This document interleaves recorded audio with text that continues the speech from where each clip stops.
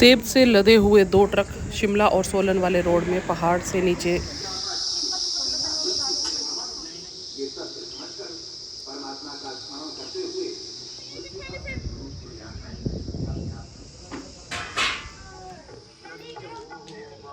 Hello friends, welcome back to my new blog. तो I hope आप सब बढ़िया होंगे। हम सब भी बढ़िया हैं और सुबह के बज चुके हैं 7 और हम सब उठ चुके हैं।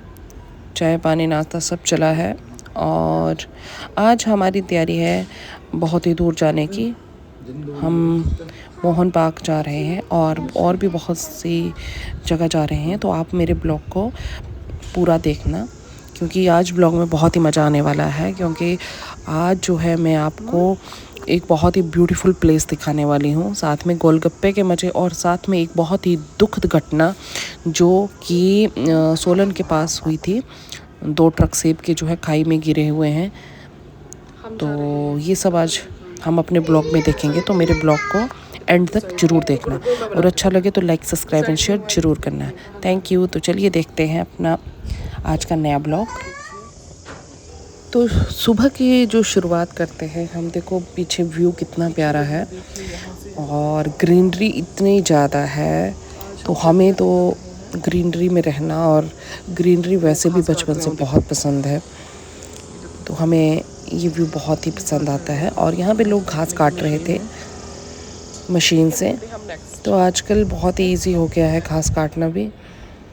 ये है शिमला का IGMC हॉस्पिटल। यहाँ का हिमाचल का बहुत ही बड़ा हॉस्पिटल है ये IGMC। कौन सा ऊपर वाला कौन सा जल्दी बोल। तो ये कंडू घाट में एक ढाबा था। यहाँ पे बहुत ही टेस्टी खाना मिलता है भाई। यहाँ पे चूल्हे में फ्रेश कढ़ी बनाई जाती है, दाल वगैरह। हमें बहुत भूख लगी थी तो मुझे तो नहीं लगी थी, अभिषेक को लगी थी। तो अभिषेक ने यहाँ पे खाया क्योंकि इनको यहाँ खाना बहुत पसंद है और बहुत फ्रेश खाना मिलता है। मतलब जब भी हम आते हैं मुझे तो यहाँ खाना वैसे मुझे भी बहुत पसंद है। अगर आप आएंगे तो आपने भी यहाँ ज़रूर खाना क्योंकि यहाँ बहुत ही फ्रेश और टेस्टी खाना मिलता है। जगह का नाम क्या बताया? क्या नाम है जगह का? टिकड़ी मोड़। और ऐसे क्या बोलते हैं? टिकड़ी मोड़। खाना मिलता है, बिल्कुल ही फ्रेश खाना होगा यहाँ पे। और कढ़ी जो है यहाँ पे देखो कैसे चूल्हे में बनाई जाती है। ये देखिए सामने। मैं आपको पूरी तरह से बताऊंगी कि किस तरह से कढ़ी बना रहे हैं। Near destination club Mahindra hotel.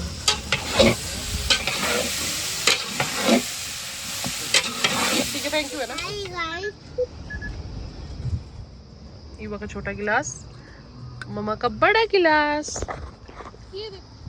तो हमने यहाँ पिया मौसमी का जूस, लेकिन मुझे लास्ट में ना मौसमी के जूस में ऐसा लगा कि मिट्टी है क्योंकि यहाँ पे ना बिल्कुल ही धूल थी बहुत ज़्यादा और रास्ते में था। फिर फाइनली हम पहुँच चुके हैं मोहन घाटी। ये है सोलन में। तो ये बहुत ही ब्यूटीफुल प्लेस है। तो आगे चलिए आप देखिए और इन्जॉय कीजिए और लुत्फ़ उठाइए कि हम कहाँ आए थे। आई होप कि आपको ये जगह बहुत ही पसंद आएगी और मेरे ब्लॉग को आप पक्का लाइक सब्सक्राइब एंड शेयर ज़रूर करोगे क्योंकि ये इतनी ब्यूटीफुल जगह है, पीसफुल। इधर मोहन हेरिटेज पार्क ये है सोलन में। हम यहाँ आए हैं आज, तो आपको दिखाती हूँ कि मोहन हेरिटेज पार्क कहाँ है। बहुत ही ब्यूटीफुल है, आप भी आएँ। और ये देखिए, ये आगे देखो देखो देखो झूले में आगे बेटा। बहुत ही सुंदर पार्क है ये देखिए। एलिफेंटो देखो, एलिफेंटो देखो, दिखा? आगे होगा, आगे चलो चलो, आगे बहुत आगे बेटा। देखो मदर डॉटर, वो देखो मदर, मम्मा और बच्चे का प्यार देखो, मम्मा और डॉटर। शिव भगवान भोलेनाथ।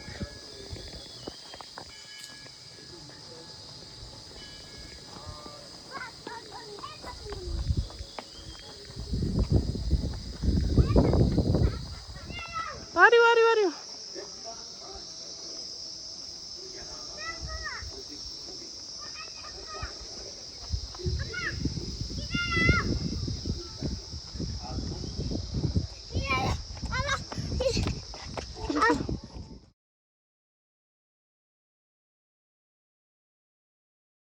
ये जगह इतनी ब्यूटीफुल है और इतनी पीसफुल है। इसके लास्ट में नीचे की तरफ एक पानी चला हुआ है और व्यू बहुत ही सुंदर है। चारों तरफ पहाड़ हैं और ग्रीनरी है और खुद ही देख लो आप कि कितना सुंदर तरीके से इसको बनाया गया है। अंदर से तो और भी ज़्यादा ब्यूटीफुल है, लेकिन उसकी पिक्चर मतलब हम नहीं ले सकते हैं, तो मैंने बाहर से आपको दिखा दिया। जब बाहर से इतना सुंदर हो सकता है तो आप सोच सकते हैं कि अंदर से ये कितना ब्यूटीफुल होगा। तो अगर आप यहाँ नहीं आए हो तो आपको यहाँ आना चाहिए, क्योंकि ये एक बहुत ही ब्यूटीफुल जगह है हमें घूमने के लिए और देखने के लिए। तो यहाँ ज़रूर आएं।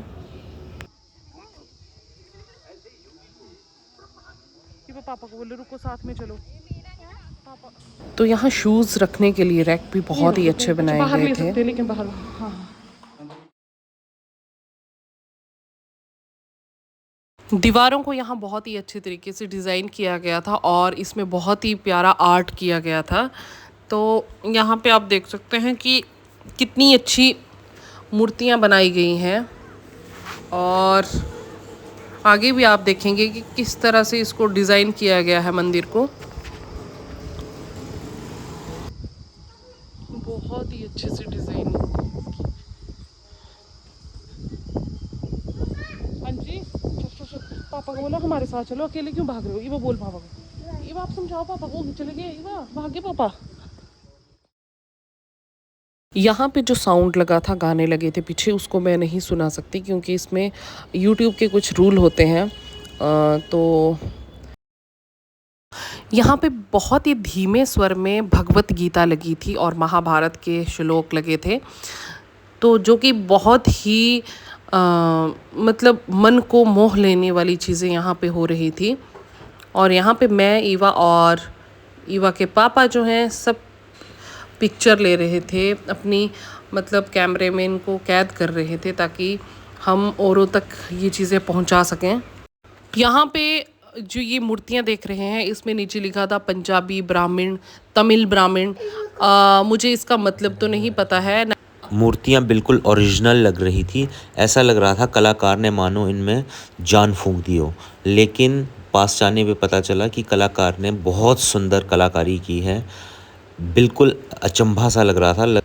इस हेरिटेज पार्क का नाम मोहन हेरिटेज पार्क है, जो कि मैकमोहन के नाम पे इसका नाम पड़ा है। मैकमोहन ने ही ये नाम हेरिटेज पार्क बनाया है। यदि आप भी इस हेरिटेज पार्क में आना चाहते हैं तो शिमला सोलन के NH से बीच से एक रास्ता कटता है, जो कि NH से 6 किलोमीटर की दूरी पर यह हेरिटेज पार्क है। यहाँ पे आने के लिए कोई भी एंट्री फ़ी नहीं है। आपका आना जाना और घूमना फिरना बिल्कुल फ्री है। मंदिर के अंदर वीडियो बनाना अलाउ नहीं था, लेकिन मंदिर के अंदर हर एक भगवान की मूर्ति बहुत ही सुंदर तरीके से अलग अलग बनाई हुई थी और हर भगवान का मंदिर अलग अलग बनाया हुआ था और अंदर इतनी सुंदर नक्काशी की हुई थी। और यहाँ पे संस्कृति की बात करें तो यहाँ भारत के प्रत्येक राज्य की संस्कृति दर्शाई गई हुई थी, जो आपको हर स्टेट की संस्कृति को बताते हैं।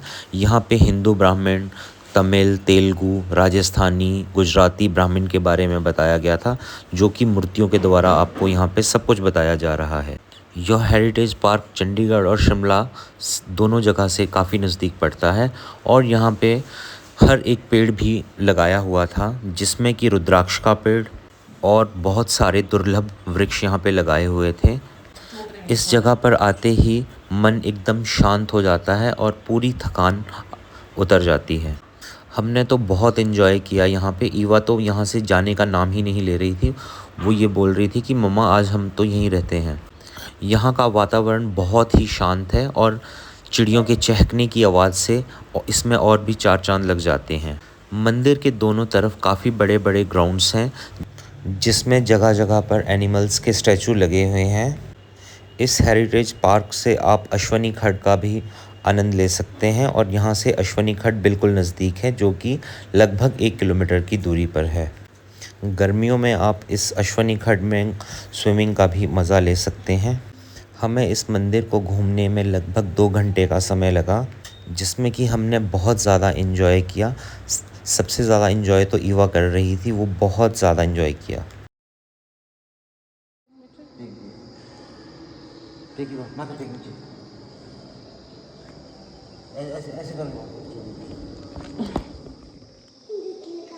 दूसरे कहाँ दूसरे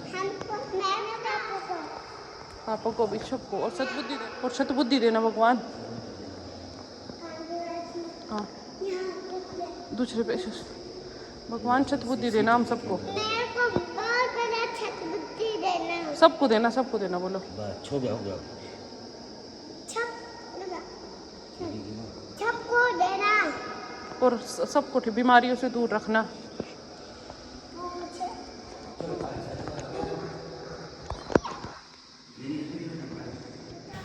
ये हेरिटेज पार्क सारा लक्कड़ और पत्थर से बना हुआ है। सीमेंट का कोई भी काम यहाँ पे नहीं हुआ है। जितनी भी आपको यहाँ पे स्टैचूज़ दिख रहे हैं उसमें सभी में पत्थर को तराश कर बनाई हुई है।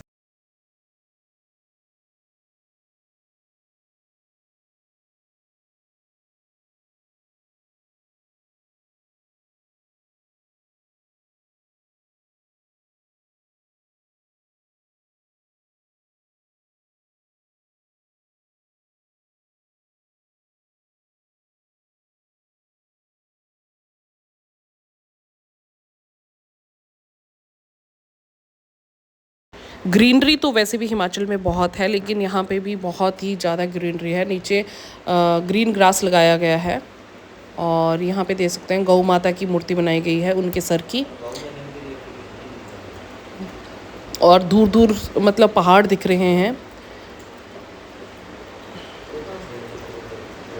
मेरा मन ना बहुत कर रहा था कि काश मेरा घर यहीं पे होता आसपास। मतलब इतना सुंदर है ना, जितनी इसकी तारीफ़ की जाए उतनी कम है।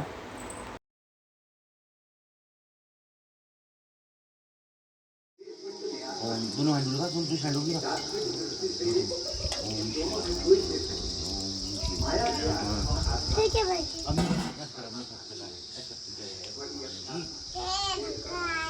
सतबुद्धि देना मम्मा, क्रॉस मत करना बेटा।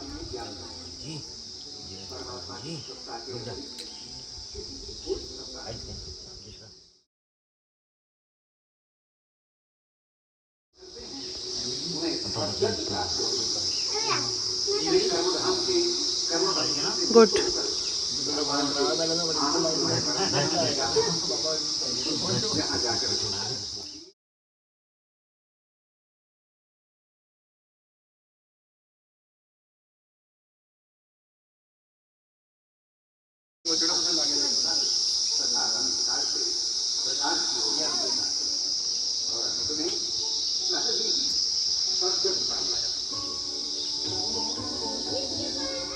क्या बनना है बेटा? आप पीछे अभी वह माना ऐसे ऐसे करके अमली और टीका लगा टीका ले ले वहाँ से। इसको टच कर, आगे आगे ऊपर ऊपर टच कर, हनुमान जी के पाँव पर टच, पाँव टच कर, पाँव टच कर ले बेटा। हाँ गुड गर्ल। तो लगा लो लगा लो। अच्छा भगवान, रुद्राक्ष का पेड़, ये पेड़ है रुद्राक्ष का, देखिए।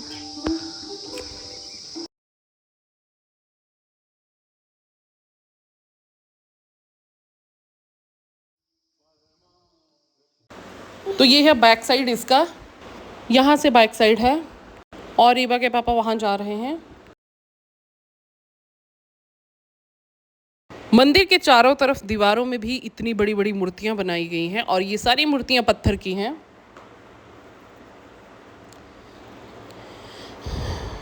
ये हनुमान जी की मूर्ति बनाई गई है। मतलब यहाँ पे पत्थरों की मूर्तियां ही बहुत हैं। यहाँ शनि महाराज जी हैं, सामने आप देख सकते हैं। ये ये शनि देव जी हैं।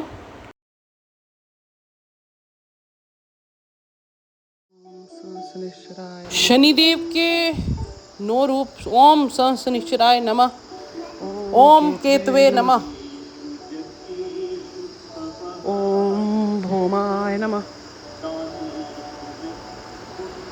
ओम भौमाय नमः, ओम सोमाय नमः, ओम शुक्राय नमः, ओम बुद्धाय नमः,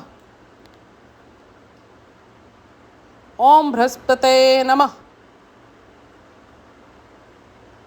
ओम राहवे नमः और ओम शनिश्चराय नमः। तो ये हैं शनिदेव जी के रूप।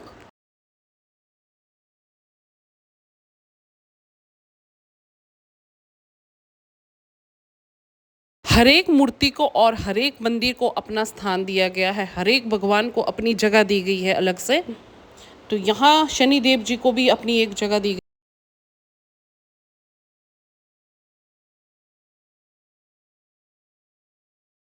मंदिर की साफ सफाई के लिए यहाँ पे जेंट्स लगे हैं, औरतें लगी हैं, वर्कर मतलब काम कर रहे हैं और पुलिस की ड्यूटी भी यहाँ लगी है। पुलिस की निगरानी में ये मंदिर है। ईवा के पाँव में भैया भी कांटा चला गया था क्योंकि ये इधर उधर भाग रही थी, तो अब ये रोने लग पड़ी थी। इसके पाँव में कांटा लगा था। इतनी प्यारी वीडियो आ रही है ना यहाँ पे।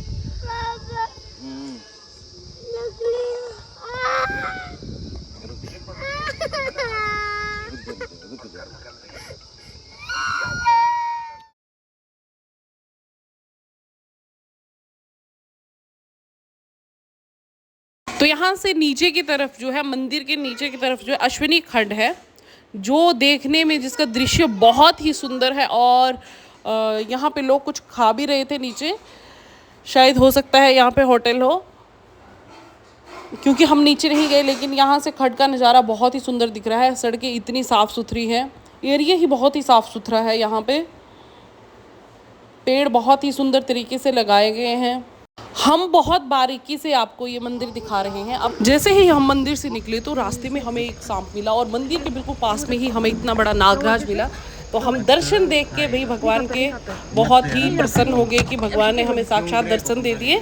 तो ऐसे दर्शन वैसे बहुत कम लोगों को होते हैं कि मंदिर से निकलते ही आपको भगवान के दर्शन हो जाए। हम तो नागराज की पूजा करते हैं, तो हमारे लिए तो भगवान ही है। ये सामने एक बहुत ही दुखद घटना थी जो चंडीगढ़ से शिमला के बीच के रास्ते सोलन में 2 सेब के लदे हुए ट्रक जो थे पहाड़ी से गिर गए थे। तो यहाँ पे सेब ही सेब गिरे थे। लेकिन सोचने की बात यह है कि जिस इंसान ने इतनी ज़्यादा मेहनत कर, पूरा साल उन्होंने किस तरह से मेहनत की होगी, वो पूरी मिट्टी में मिल गई। अब ये हमें पता नहीं था कि ड्राइवर सेफ़ है या नहीं है, क्योंकि किसी को भी पता नहीं था कि ड्राइवर सेफ़ है या नहीं। लेकिन सेब मतलब इतने बड़े बड़े सेब, और इतनी मेहनत होती है सेब को एक बच्चे की तरह इसका पालन पोषण करना पड़ता है। तो भगवान उनको हिम्मत दे जिनका ये इतना बड़ा भारी नुकसान हुआ है। तो हम चंडीगढ़ की बाउंड्री में पहुंच चुके थे। तो ये है टोल प्लाज़ा।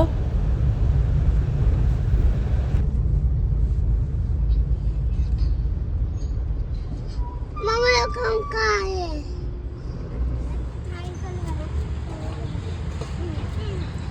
क्या खा रहा है? बोला कि टेढ़ा कप्पा है।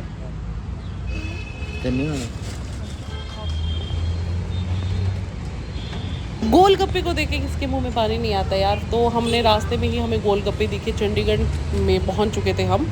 तो मैं, ईवा और ईवा के पापा तो टूट पड़े थे गोलगप्पे पे, क्योंकि हमें बहुत ही पसंद है। हम तीनों को बहुत पसंद है गोलगप्पे खाना। और इसने बहुत ही टेस्टी बनाए थे भाई साहब ने, जो भी थे ये। तो हमने तो गोलगप्पे खाए और बहुत ही मज़ा लिया, आनंद लिया खाने का। क्योंकि सफ़र में हो तो ऐसी चीज़ें खाने का मन करता है कि जैसे गोलगप्पे खाने। और मैं तो हमेशा खाती हूँ, और बचपन से ही मुझे गोलगप्पे खाने का बहुत मतलब मज़ा आता था। और मैंने तो तभी तो मैं गोलगप्पे की तरह गोलमोली हो गई हूँ, क्योंकि मुझे गोलगप्पे पापड़ी खाना बहुत ही पसंद है। अब कर ली थी हमने गोलगप्पे खाने के बाद हमने पापड़ी ऑर्डर कर ली थी, और इसकी पापड़ी भी यार बहुत ही ज़्यादा टेस्टी थी। और ये ना मैदे क्या होते हैं, सूजी के होते हैं आई थिंक, ये गोलगप्पे बनाए हुए जो अपने हाथ से बनाए होते हैं ना वो ज़्यादा टेस्टी होते हैं, और दूसरे वाले गोलगप्पे जो होते हैं वो इतने टेस्टी नहीं होते जो रेडीमेड होते हैं। तो ये वाला गोलगप्पा जो है बहुत ही टेस्टी था और इसने बनाया भी बहुत ही अच्छे तरीके से था। तो फाइनली हम ये सब खाने के बाद निकल पड़े थे अपनी डेस्टिनेशन में।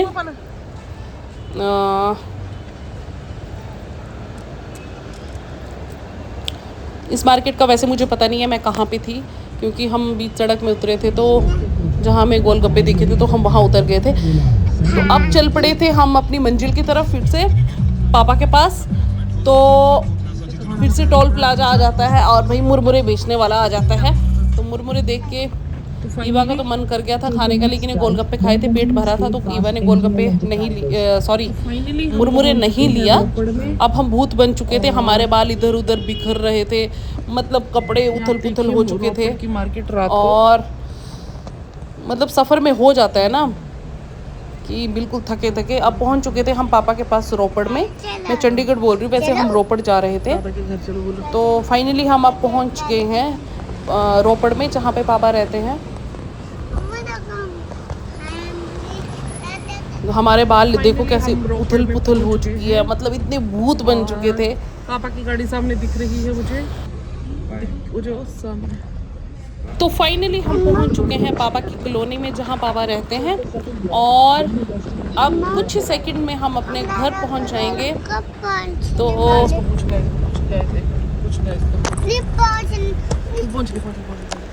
तो ईवा भी अब थक चुकी थी और दादा से मिलने के लिए बहुत बेताब थी, लेकिन ईवा को लगता था कि दादा की अलग फैमिली है। दादा अभी ये छोटी है ना, तो इसको पता नहीं है कि दादा का अलग घर होगा, हमारा अलग घर। दादा कहीं और जाते हैं, हम कहीं और रहते हैं।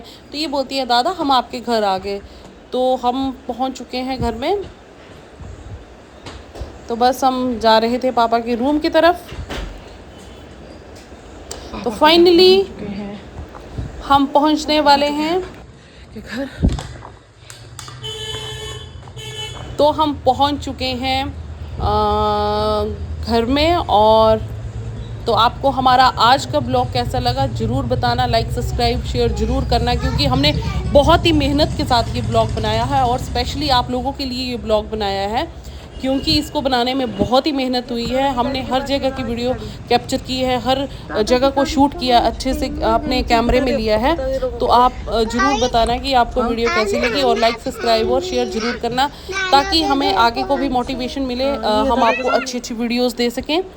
और लाइक सब्सक्राइब एंड शेयर ज़रूर करते रहना। Thank you, bye bye, love you all. Finally हम दादा के घर पहुंच गए हैं।